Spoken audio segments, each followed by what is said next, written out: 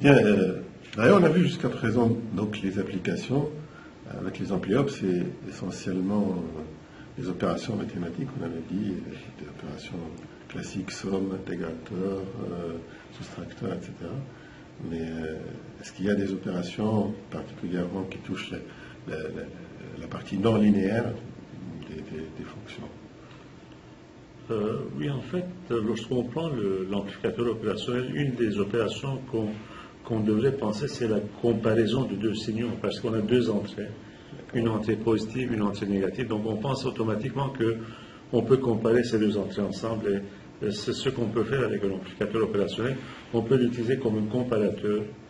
Donc à ce moment-là, le gain étant très très élevé, la sortie de l'amplificateur va tomber toujours en saturation.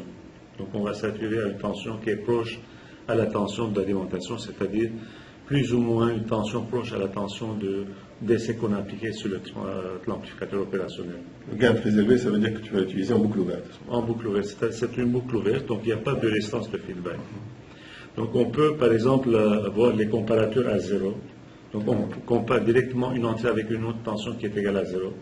Par exemple, je peux prendre l'entrée négative, je peux la mettre à la masse, et la tension à l'entrée positive, on peut mettre une tension, donc on compare cette tension avec la tension de 0 volts. D'accord, donc quand on est au-dessus de 0, on a une sortie positive par exemple, et au-dessous on a une sortie négative. Donc par exemple, si on a une entrée qui est sinusoïdale, on peut faire une conversion de forme d'onde, parce qu'à la sortie on a une tension qui est toujours rectangulaire parce qu'on est en saturation. La seule chose qu'il faut faire attention, c'est qu'il faut penser au slew rate, parce que la sortie a une certaine rapidité de changement de valeur. Oui. Maintenant, on peut aussi regarder, par exemple, comme on le voit sur l'écran, un comparateur à valeur non nulle. Donc à ce moment-là, on va mettre à une entrée une valeur qui est prédéfinie, et on compare l'autre entrée avec cette tension qui est prédéfinie. Donc il y aura juste une sorte de offset ou bien un décalage dans la caractéristique de transfert si on trace la tension de sortie en fonction de la tension d'entrée. Je répète, pour la caractéristique de sortie, donc c'est une caractéristique qui va être toujours en saturation, c'est-à-dire la tension de sortie est toujours en saturation. C'est dû au fait qu'on utilise l'ampli-op en boucle ouverte, donc avec le grand gain, et donc la moindre différence va basculer la sortie à la saturation. On peut aussi utiliser plusieurs comparateurs de ce qu'on appelle le comparateur multiple. Donc on compare avec un diviseur de tension plusieurs amplificateurs opérationnels agissant comme un comparateur. Donc à la sortie, on peut, pour une indication, on peut mettre des diodes électroluminescentes, des LED, de telle sorte que dès que cette comparaison se fait, on peut les identifier par une sorte de lumière. N'oublions pas qu'il faut ajouter avec les LED des résistances pour ne pas brûler les diodes électroluminescentes. Maintenant, on va venir à un autre sujet qui est très très intéressant, qu'on appelle la bascule Schmitt-Trigger. Donc, essayons de comprendre un petit peu l'idée du comparateur. Supposons qu'on a un système de chauffage ou bien un système d'alarme. On peut mettre dans un pont, par exemple, un élément qui est sensible à la température, et dès que le pont est en déséquilibre, on peut envoyer cette information à un comparateur qui va pouvoir comparer cette différence de tension qui devient de 0 à une tension qui est bien finie à cause de ce déséquilibre. Et là, on peut amplifier pour pouvoir activer une lumière ou bien un système sonore. Mais par contre, dans les maisons, par exemple, on a un thermostat où on règle la température pour avoir une température bien définie. Là, si on met juste un comparateur simple, on va voir que l'interrupteur va être on-off, on-off, parce qu'à chaque fois que la température descend, le système va commencer à démarrer. Dès qu'on arrive à cette température, il va redescendre. Donc, on va toujours entendre le clic-clac de l'interrupteur ou bien du thermostat. Donc, on va basculer continuellement. On va basculer. On aimerait avoir une bascule qui va pouvoir nous donner une certaine hystérésis, de telle sorte qu'on va donner une certaine période de temps avant de faire l'enclenchement. Donc, là, on pense à la bascule Schmitt-Trigger. Donc, il y a deux types de bascule Schmitt-Trigger. Il y a la bascule inverseur et non inverseur. Lorsqu'on parle d'une bascule Schmitt-Trigger inverseur, principalement la configuration est la configuration d'un amplificateur non inverseur, sauf qu'on va faire une contre-réaction positive à la place de la contre-réaction négative. Donc là, le traitement de ce circuit, que ce soit inverseur ou non inverseur, c'est une analyse qui est un peu complexe, donc je préfère faire cette analyse en classe. Comme ça, je vais pouvoir expliquer plus efficacement et les étudiants vont pouvoir avoir l'occasion de me poser des questions. On a toute l'explication sur les diapos. Oui, c'est ça, l'explication est là, mais c'est préférable de l'expliquer de façon verbale aussi.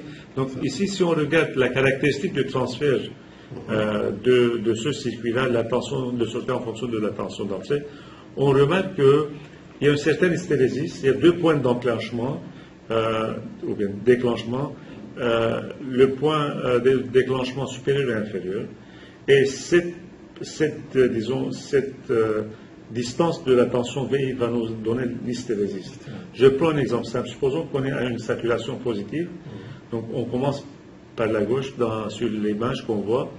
Donc tant qu'on n'arrive pas au point de déclenchement positif, on ne va pas tomber en saturation négative. Donc dès que la tension VI dépasse le PDS, on tombe en saturation négative. Maintenant, à l'inverse, si on est en saturation négative, lorsqu'on va arriver à PDS, on ne va pas basculer vers la saturation positive. On va attendre jusqu'à ce que la tension V soit inférieure au point de déclenchement inférieur, PDI, pour qu'on puisse aller en saturation positive. Donc c'est pour ça que vous voyez qu'à l'entière positive, on a une tension qui est une saturation négative. C'est pour ça qu'on appelle une bascule Spitziger inverse. Donc ça, c'est une caractéristique à mémoire. Donc le système se rappelle de son état précédent et il se comporte en fonction si son état était en négatif ou en positif, il va basculer à des points différents. Donc c'est une sorte de mémoire, oui. Oui, c'est ça. Si on regarde maintenant la bascule non inverseur, donc en regardant la caractéristique de transfert, on voit que lorsque la tension est positive, la saturation est positive aussi.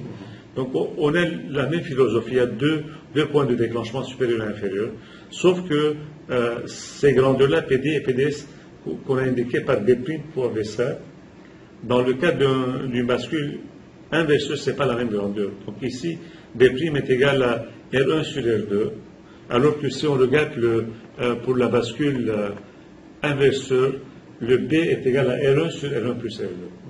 Okay, donc, les valeurs de B sont contrôlées par le concepteur, c'est-à-dire, lorsqu'on va faire le design, on va pouvoir déterminer c'est quoi l'hystérésis, la valeur de l'hystérésis, tout en contrôlant les valeurs de R1 et R2. Donc, mais on a toujours la contre-réaction ici sur le retour sur la bande positive. Oui, c'est toujours une contre-réaction qui est positive. C'est pour cela qu'on a une saturation à la sortie. Oui. Donc, ce qu'on va faire une fois qu'on a compris l'idée d'une bascule Spitziger, là, on va pouvoir expliquer plus facilement, par exemple, un oscillateur qu'on appelle à relaxation. Donc, la prochaine étape, c'est de pouvoir regarder les oscillateurs, comment on peut faire la conception des oscillateurs.